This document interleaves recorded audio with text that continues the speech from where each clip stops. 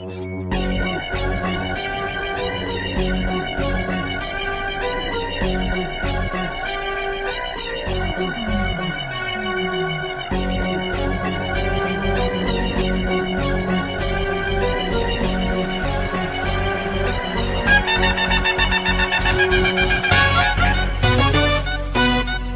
way for the boss.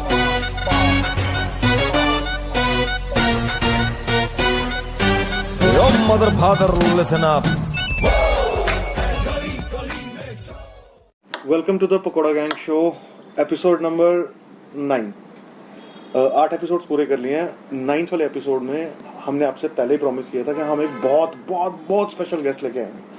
तो आज हम जम्मू के जो असली में क्रूसेडर हैं, मैं ट्विटर पे या फिर फेसबुक पे जनरली जब इनको रेफर करता हूँ तो मैं इनको कहता हूँ कि ये स्वामी जी हैं हमारे जम्मू के। प्लीज वेलकम अंकुर शर्मा जी। इनके बारे में मुझे कोई इंट्रोडक्शन देने की जरूरत नहीं है, सब लोग इनको जानते हैं। हम बहुत जल्दी टाइम पे आएंगे, बिल्कुल एकदम पॉइंट पे आएंगे, क्योंकि सर के पास टाइम बहुत कम होता है और आज तो ऐसे भी बड़ा हम लोग उसमें चल रहे हैं। तो सर स्टार्ट करता हूँ मैं सीधा ही। सर एकजुट जम्मू जो ग्रुप है इसके बारे में थोड़ी सी क्लैरिटी मिलेगी, क्योंकि हम लोग आज तक क्लियर नहीं हो पाए कि ये एनजीओ है, सोशल ऑर्गेनाइजेशन है, पॉलिटिकल ग्रुप है। तो थोड़ी सी क्लैरिटी दे दो सर इसके बारे में। देखिए, एकजुट जम्मू इस समय पॉलिटिकल पार्टी रजिस्टर्ड नहीं है, लेकिन आने वाले कुछ समय हम आप देखेंगे we'll make a formal declaration जहां पे this is going to be registered as a political party. लेकिन उस चीज को लेकर भी हमने फॉर्मली डिक्लेयर नहीं किया क्योंकि उसमें कुछ लीगल इंपेडिमेंट्स है अगर हम फॉर्मल डिक्लेरेशन करते हैं। But soon you are going to see कि this is going to be a political party. हाँ, जहां तक आप हमारी एक्टिविटीज देखें तो एक्टिविटीज हमारी वैचारिक आइडियोलॉजिकल पोजीशंस पे जो इश्यूज आइडेंटिफाई होते हैं उनको लेके हैं, और खासकर जम्मू संभाग के साथ जो पिछले 70 वर्षों में अन्याय हुआ, एक इंस्टीट्यूशनलाइज्ड डिस्क्रिमिनेशन हुई जिसे हम स्लेवरी कहते हैं और जिसे हम इस्लामिक हेजिमोनिक फोर्सेस के द्वारा अनलीश किया हुआ एक प्रोसेस कहते हैं, उसके अगेंस्ट हमारी फाइट रही। वो सारे फ्लैंक्स, फिर उसमें पॉलिटिक्स तो घुस ही जाती है, क्योंकि अल्टीमेटली आप जो टॉप क्लास है जो इस चीज को अनलीश कर रही है जम्मू के खिलाफ इंस्टीट्यूशनलाइज तरीके से, उससे जब आप लड़ते हैं तो ultimately it becomes all political और formal will make a declaration soon. Thank you sir. हम सारे लोग ना बहुत क्या कहते हैं उसको बेचैनी से वेट कर रहे हैं उसका। मेरे शो का जो जिस बच्चे का ये कॉन्सेप्ट है वो पकोड़े वाला के नाम से उसकी प्रोफाइल है ट्विटर की, मैं अपने व्यूज को बता दूं, वो बहुत बड़ा फैन है। सर उसने एक्चुअली में हम सब लोगों को लाइन अप किया है। हम लोगों ने पहले भी बहुत सारे वीडियोस भी किए हैं और thank you so very much कि कभी कभी हमने मजाक भी बनाया, आपने कभी रिएक्ट नहीं किया। तो सर अभी के बारे में बात करते हैं। रोशनी एक्ट जो था ये रोशनी स्कैम बन गया है। सर जो जजमेंट आई है लेमैन के लिए, मतलब जैसे मैं अगर वो जजमेंट पढ़ूं तो मेरे लिए बहुत सारी चीजें उसमें ऐसी हैं जो मतलब एकदम बियॉन्ड माई अंडरस्टैंडिंग जाती है। तो कुछ एक लेमैन के लिए जजमेंट क्या है वो बता सकते हैं? देखिए, अब दो परिप्रेक्ष्य में आपको मैं समझाने की कोशिश करूंगा। पहला ये समझने की जरूरत है कि ये लड़ाई हमारी 2014 में शुरू हुई रोशनी के खिलाफ। तो दो लेवल्स पे शुरू हुई। पहला, हमने रोशनी जो कानून था, जो एक्ट था, उसे खत्म करवाने के लिए उसे कोर्ट में चुनौती दी। तो उसे लीगली ये कहते हैं कि भाई आप कॉन्स्टिट्यूशनल वैलिडिटी किसी भी कानून की चैलेंज करते हो जो आपको लगता है कि हमारे फंडामेंटल राइट्स को वायलेट करता है। तो एक तो ये था। दूसरा, इस एक्ट की इंप्लीमेंटेशन में जो स्टेट एक्सचेकर को लॉस हुआ था वो सीएजी की रिपोर्ट के हिसाब से 25,000 करोड़ रुपए का था। तो यानी ये एक्ट की इंप्लीमेंटेशन में 25,000 करोड़ का भूमि घोटाला, लैंड घोटाला सामने आया था। तो इन दोनों चीजों को लेके हम कोर्ट गए थे। घोटाले को लेके हमने कहा कि जांच इसकी सीबीआई को सौंपी जाए, क्योंकि इसमें बड़े बड़े मंत्री, बड़े बड़े संतरी, बड़े बड़े ब्यूरोक्रेट्स, बड़े बड़े चीफ मिनिस्टर जो रह चुके हैं वो लोग शामिल हैं, वो लोग बेनिफिशियरीज हैं। उसको लेके हमने कहा कि ये सीबीआई को जांच इसलिए इसकी सौंपी जाए। और जहां तक एक्ट को अनकॉन्स्टिट्यूशनल डिक्लेयर करवाने की बात थी, तो ये देखिए लीगली स्पीकिंग, अगर लीगल आप आर्ग्यूमेंट्स आप समझने की कोशिश करेंगे अपार्ट फ्रॉम आइडियोलॉजिकल जो इसके पीछे थे, तो मैं पहले उस पर चर्चा करना चाहूंगा, क्योंकि कोर्ट में लीगल आर्ग्यूमेंट्स ही चले हैं। आर्टिकल 14 की वायलेशन था। देखिए, रोशनी एक्ट में था क्या कि जम्मू कश्मीर में जो भी सरकारी जमीन है वो जिसके भी कब्जे में है वो एक एप्लीकेशन देगा और उसको उसके ओनरशिप राइट्स मिल जाएंगे against payment of market price.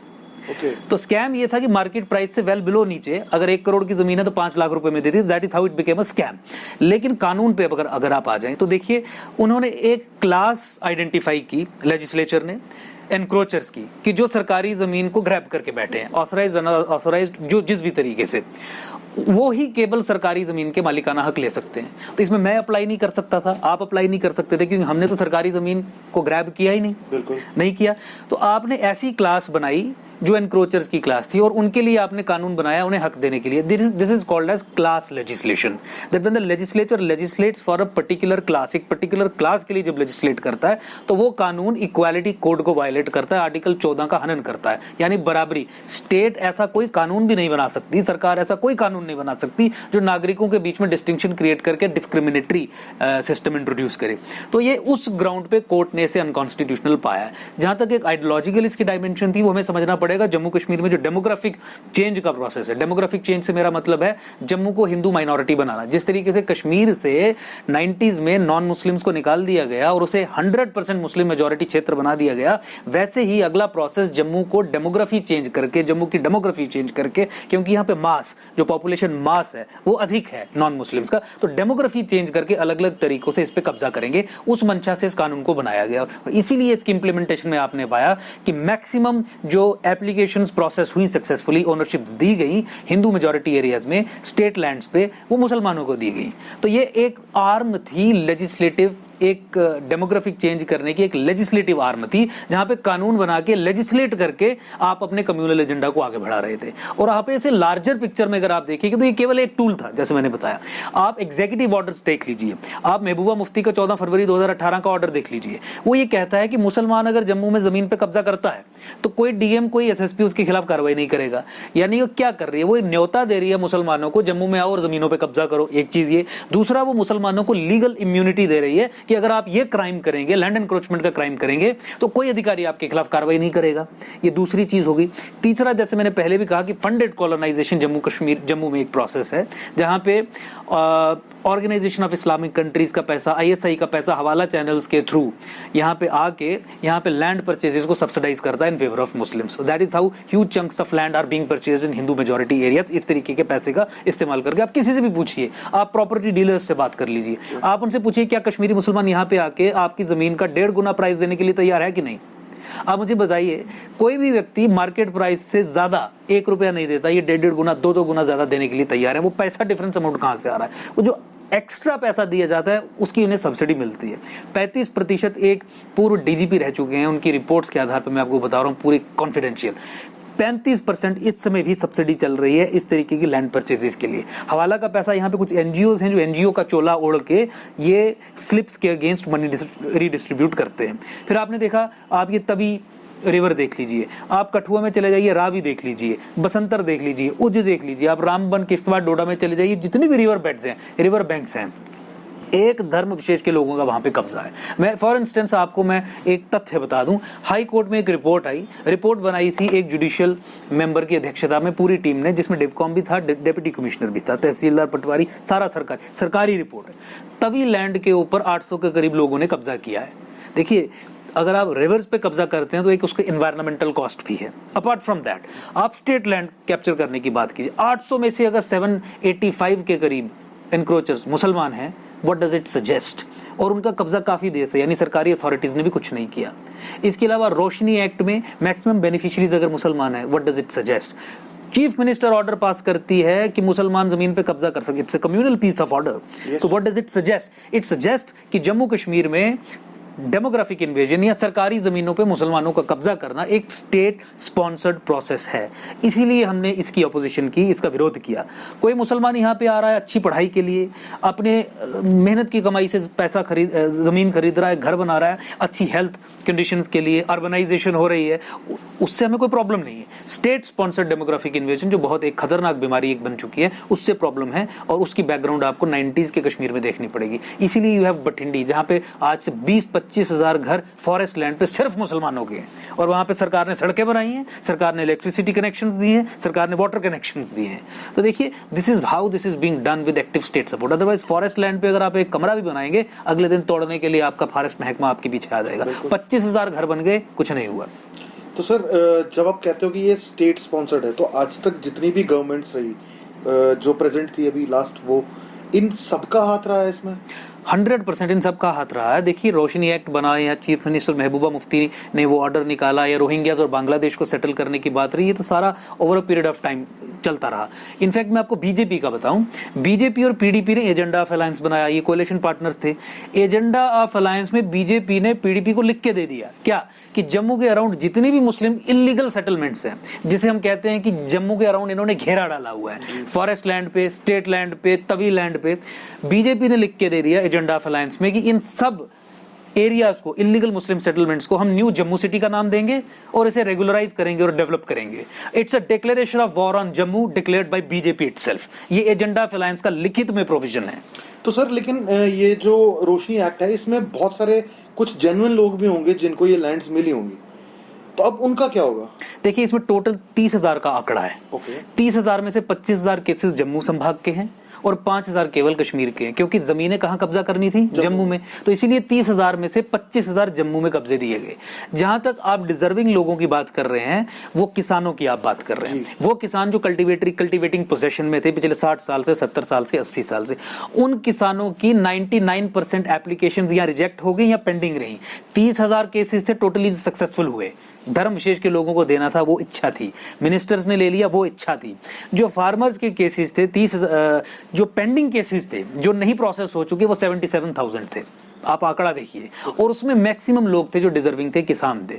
लेकिन उसकी बात भी छोड़ दीजिए, किसान को अगर कल्टीवेटिंग पोजीशन में किसान खेत जोत रहा है, हल चला रहा है, अपनी रोजी रोटी कमा रहा है, वो किसान है, उसे अगर उसके मालिकाना हक उस जमीन के चाहिए जिस जमीन को वो पिछले 50, 60, 70 साल से जोत रहा है, जैसे हमारे हीरानगर बॉर्डर एरिया में, मड़ीहीन, ये अपना सांबा, ये जितना भी बॉर्डर के अराउंड एरिया लगता है, यहाँ पे तकरीबन किसानों के पास स्टेट लैंड है, वो रेगुलराइज नहीं हुई। और अगर उन्हें रेगुलराइज करवाना है तो उसका प्रावधान ऑलरेडी है, रोशनी कानून की जरूरत नहीं है। आप उसे एग्रेरियन रिफॉर्म्स एक्ट के तहत आप रेगुलराइज करवा सकते हैं। यानी सरकारी, देखिए जमीन सरकारी बनती है बहुत सारे तरीकों से।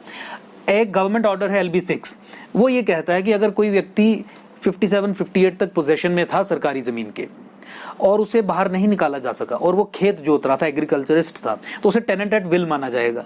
और फिर गवर्नमेंट ऑर्डर S 432 के तहत और रिक्वायरमेंट्स के साथ उसको उसके मालिकाना हक दे दिए जाएंगे। So that is how farmers को आप दे सकते हैं। अगर big landed estates abolition act जब आया तो उसमें लोगों से जमीनें वापस ली जो बड़े बड़े जागीरदार थे, तो वो सीलिंग लिमिट से अधिक जो जमीनें थी, कुछ वो जमीनें भी सरकारी जमीनें बन गई। अगर मान लीजिए वैसी सरकारी जमीन पे हल जोत रहा है कोई किसान, तो वो एग्रेरियन रिफॉर्म्स एक्ट के प्रोविजंस के तहत उसके मालिकाना हक ले सकता है। तो रोशनी तो उनके लिए था नहीं, रोशनी तो किसी और पर्पस के लिए था। इसीलिए ये कहना कि इसमें बड़े सारे जेन्युइन लोग भी पिस जाएंगे, मुझे नहीं लगता कि वो एंगल प्रेजेंट किया जाना चाहिए, क्योंकि जेन्युइन लोगों के लिए और बहुत सारे कानून हैं जिन कानूनों के तहत उन्हें उनके मालिकाना हक मिल सकते हैं। सर JK बैंक्स जो स्कैम हुआ था उसमें भी कोई लीगल प्रोसीडिंग्स चल रही हैं आपकी तरफ से? देखिए मेरी तरफ से कोई लीगल प्रोसीडिंग्स नहीं चल रही, लेकिन कुछ बच्चे कोर्ट में जरूर गए थे। उस केस का स्टेटस मुझे लगता है वो बच्चे आपको बढ़िया तरीके से बता पाएंगे। लेकिन उसमें आयरॉनिकल ये रहा कि रिक्रूटमेंट प्रोसेस खत्म इसलिए किया गया क्योंकि जम्मू के अधिक बच्चे सेलेक्ट हुए थे। That's called as institutionalized discrimination, where the bureaucracy हो या पॉलिटिशियंस हो, ये स्टेट अपरेटस में वो जिहादी प्लांटेड हैं, वो पॉलिसीज प्लांटेड हैं जो ये सुनिश्चित करती हैं कि राज किसी का भी आ जाए दिल्ली में चलेगी इस्लामिक हेजिमनिक ताकतों की। सर कुछ तो रीजंस होंगे ऐसा कि आपकी इमेज जो है और आपके जो साथ में लोग हैं उन सब की एक इमेज है, वो इमेज सोशल मीडिया पे भी एक तरह से पोर्ट्रे की जाती है या करवाई जाती है, ये डेलिबरेट है या मुझे पता नहीं, बट वो एंटी इस्लामिक इमेज है। मतलब इसके बारे में कोई क्लैरिफिकेशन है? बिल्कुल क्लैरिफिकेशन है। एंटी इस्लामिक नहीं है, हम इस्लामिक फंडामेंटलिज्म को अपोज करते हैं। और सेक्युलरिज्म का बेसिक पैमाना क्या है? आप हर तरीके की कम्युनलिज्म को अपोज करें, हर तरीके की फनाटिसिज्म को, एक्सट्रीमिज्म को अपोज करें। इंडिया में एकेडमिशियंस के कारण और वेस्टेड इंटरेस्ट्स ने जो हमारी यूनिवर्सिटीज पे कब्जा किया, हमारे नॉलेज डिलीवरी पे कब्जा किया, उसके कारण आम लोगों में एक धारणा बन जाती है कि अगर आप इस्लामिक एक्सट्रीमिज्म को अपोज करेंगे तो आप कम्युनल हैं। मुझे लगता है कि उसी प्रोपेगेंडा का शिकार हम होते हैं, लेकिन टाइम पे हम ये क्लैरिफाई करते रहते हैं। देखिए आप समझिए कि अगर हम 14 फरवरी 2018 के कानून को चुनौती दे रहे हैं और कह रहे हैं कि ये कम्युनल है, तो इसे अपोज करना कम्युनल है या सेक्युलर? वो मुसलमानों को लीगल इम्यूनिटी देता है, हम सच्चाई बयान कर रहे हैं। ये करने वाला व्यक्ति कम्युनल है या ये एक्सपोज करने वाला व्यक्ति कम्युनल है? रोशनी एक्ट एक्सपोज करने वाला व्यक्ति कम्युनल है या रोशनी एक्ट लेजिस्लेट करने वाले लोग या उसे इंप्लीमेंट करने वाले कम्युनल है? आप देखिए 2016 से 2018 के बीच में सुप्रीम कोर्ट में गया। सुप्रीम कोर्ट में हमने PIL public interest litigation file की, स्वयं मैंने केस भी मैंने लड़ा और 2 साल में जीता भी। क्या कि जम्मू कश्मीर में कानून के हिसाब से मुसलमान को माइनॉरिटी बेनिफिट्स नहीं मिल सकते। यहाँ पे नॉन मुस्लिम्स माइनॉरिटी में है। और सेक्युलरिज्म का बेसिक पैमाना क्या है मॉडर्न डेमोक्रेसीज में? वर्ल्ड वॉर 2 के बाद जिस तरीके से माइनॉरिटीज का कॉन्सेप्ट बना, सेक्युलरिज्म का जो लिटमस टेस्ट है किसी भी सरकार के लिए वो ये है कि वो अपनी माइनॉरिटीज को कैसे ट्रीट करती है। जम्मू कश्मीर में स्टेट अपरेटस वो है जो अपनी माइनॉरिटीज को अच्छे से ट्रीट करने की बात तो छोड़िए, उनके लिए आने वाले जो हक हैं वो भी मेजॉरिटी को दे देता है। मेजॉरिटी की टिरनी से बचने के लिए स्पेशल प्रिविलेजेस माइनॉरिटीज को दी जाती हैं। ये माइनॉरिटीज को वो जो प्रिविलेज हैं वो केवल ना उन्हें डिक्लाइन नहीं करते, केवल वो छीन के मेजॉरिटी कम्युनिटी को दे देते हैं जिनके अगेंस्ट वो privilege in the first place introduce की गई हैं। इस चीज के लिए लड़ना सेक्युलरिज्म है। और ये लोग प्रोपेगेंडा करते हैं, ये इस्लामिस्ट्स हैं, ये फंडामेंटलिस्ट्स हैं, ये जिहाद की डिफरेंट डिग्रीज पर रह के काम करने वाले लोग हैं जो हमें ये पोर्ट्रे करते हैं कि we are anti Islam, we are anti Islamic fundamentalism, we are against a state which declines minority rights when it comes to Hindus, Sikhs, Christians, Jains and Buddhists. Thank you sir. Sir personal front पे कुछ 2 questions पूछूंगा आपसे जी। एक ये पहला कि sir numerous threats from everywhere, मेरे को किसी ने बताया था कि आपको सुप्रीम कोर्ट ने प्रोटेक्शन भी प्रोवाइड कराई हुई है। सर अंकुश शर्मा को डर नहीं लगता? देखिए, जब आप निष्काम भाव से काम करते हैं तो निडरता उसका एक कॉन्सिक्वेंस है। तो ये डरना या सोचना ये कभी दिमाग में इसलिए नहीं आया क्योंकि शुरू से ही निष्काम भाव से काम किया। तो निडरता इसका अल्टीमेट कॉन्सिक्वेंस होना था। और सुप्रीम कोर्ट ने प्रोटेक्शन नहीं दिलवाई है। ये थ्रेट्स के कारण स्टेट अपरेटस ने जो रिपोर्ट्स बनाई उसके आधार पे प्रोटेक्शन ग्रांट की गई है। I am a categorized person now, so उस ग्राउंड पे प्रोटेक्शन है। There is no court that has granted me protection. Okay, so that was a false information. या फॉल्स इंफॉर्मेशन। और सर दूसरी चीज, एक इंजीनियर लॉयर बना, सर इसके पीछे का मैथ नहीं समझ रहा। मैं खुद एक इंजीनियर हूं, that's why I am asking. देखिए, इंजीनियरिंग मेरी 2008 में खत्म हुई। उसके बीच का जो पीरियड रहा 3-4 साल का, वो ट्रांसफॉर्मेशनल था। वो समय था जिस समय मैं पब्लिक एक्टिविटीज में आया। और फिर कुछ तो होगा सर, ऐसा किसी चीज ने प्रॉम्प्ट किया होगा आपको to take up law as it. देखिए, इंटेलेक्चुअल इन्वेस्टमेंट्स काफ़ी थी उस समय में। ऐसा समय रहा जहाँ पे इंटेलेक्चुअली अपने आप को मजबूत करने का मुझे मौका मिला। जो पढ़ाई पहले नहीं की थी वो इंजीनियरिंग के बाद बेसिकली पढ़ाई शुरू। तो सो उससे आंखें जब खुलती हैं तो then you also encounter certain situations जहाँ पे फिर किस्मत या डेस्टिनी आपको कहीं एक चीज जगह पे लेके जाती है, फिर आपकी अपनी मेहनत आगे रहती है। तो that is how I entered into the field of law. और ये लॉ करते इनफैक्ट लॉ करते करते ही हमने सुप्रीम कोर्ट में और हाई कोर्ट में कुछ केसेस किए थे जिन्हें स्वयं फाइल करके मैं स्वयं आर्ग्यू करके लड़ता था। In fact if I am not wrong, ये रोशनी एक्ट के अगेंस्ट जो आपने एप्लीकेशन फाइल की थी, that time you were I was not an advocate then. You were a law student. I was a law student. I was not an advocate. In fact, हमने जम्मू कश्मीर में 1962 के rules के हिसाब से माइनिंग होती थी। और देखिए, एनवायरमेंटल कॉन्शियसनेस पूरी दुनिया को 1972 में आई है। जब स्टॉकहोम कॉन्फ्रेंस हुई तो पहली बार एनवायरनमेंट को भी एक एंगल माना गया डेवलपमेंट में, कि जो मुल्क डेवलपमेंट करते हैं उसमें एनवायरनमेंट भी एक एंगल होना चाहिए।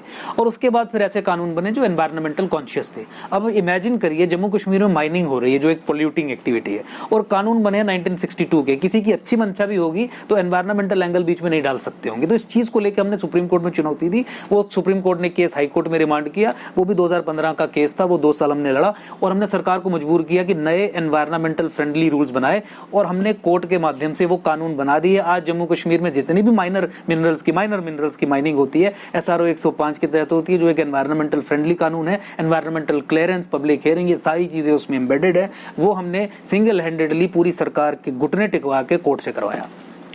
Thank you sir, thank you so very much, आपने हमें अपना टाइम दिया। मैं एक चीज आपको बोलना चाहूंगा कि सर हम एज अ टीम, हमने तो नाम दे दिया गया ऐसे पकौड़ा गैंग का, तो चलो वो चलता है, बट एज अ टीम हम हमेशा आपके साथ हैं। We wish you all the luck and success. Thank you so very much for the time, thank you so very much for everything. Sir कोई 2 लाइंस पकोड़े वाला या पकोड़ा गैंग के लिए बोल देंगे? नहीं, you have been doing a wonderful job. आप इतना क्रिएटिव तरीके से चीजें टेकअप कर रहे हो, और फेयर क्रिटिसिज्म हर चीज का, चाहे आप आप एक दूसरे से जुड़े भी हों, लेकिन criticism, fair criticism is very healthy और ये हेल्प करता है इवॉल्व करने में। जिसका क्रिटिसिज्म होता है उसे भी, और समाज में भी आप एक ज्ञान का, एक नॉलेज का एक पॉसिबिलिटी खोलते हैं जब आप चीज़ों को एनालाइज करते हैं, क्रिटिसाइज करते हैं। आप कभी गलत हो सकते हैं, but that doesn't matter, you have to criticize. और क्रिटिसिज्म करते हुए भी ये रहना चाहिए कि ठीक है, somebody is coming up with a logical answer to my criticisms, so you should be open to accept कि हाँ भाई मैं भी चेंज हो सकता हूँ। अल्टीमेटली हमारे देश में शास्त्रार्थ का ही एक ट्रेडिशन रहा है कि अगर मैं आपको समझा लूंगा तो आपको मेरे पॉइंट ऑफ व्यू पे कन्वर्ट होना है, अगर आपने मुझे समझा लिया तो मैं आपके पॉइंट ऑफ व्यू पे कन्वर्ट हो जाऊंगा। लड़ेंगे नहीं, द्वेष नहीं रखेंगे, गुस्सा नहीं रखेंगे। तो यही मैं कर रहा हूँ। You have been doing wonderful job creativity के पॉइंट ऑफ व्यू से, बहुत कॉम्प्लेक्स चीजें लोगों को बड़े सादा तरीके से समझाने के पॉइंट ऑफ व्यू से। I wish you all a great success, और इसी तरीके से आप चलते रहिए, करते रहिए, और फिर मिलकर जम्मू का उद्धार करने के लिए आने वाले इलेक्शंस में भी काम करेंगे। बिल्कुल sir, thank you so very much, my pleasure. Thank you guys, bye bye. Thank you sir, thank you sir, thank you so very much. अब आपने देख ही लिया, ऑफिस कभी लगाना फिर भी है। बिल्कुल सर, डेफिनेटली मैं आपको बग करता रहूंगा। नहीं बिल्कुल, एनी टाइम। आप नंबर दे दो मुझे। Sure sir. ये व्हाट्सएप वाला ही है ना? सर, ये if this number is switched off, consider me dead. अच्छा।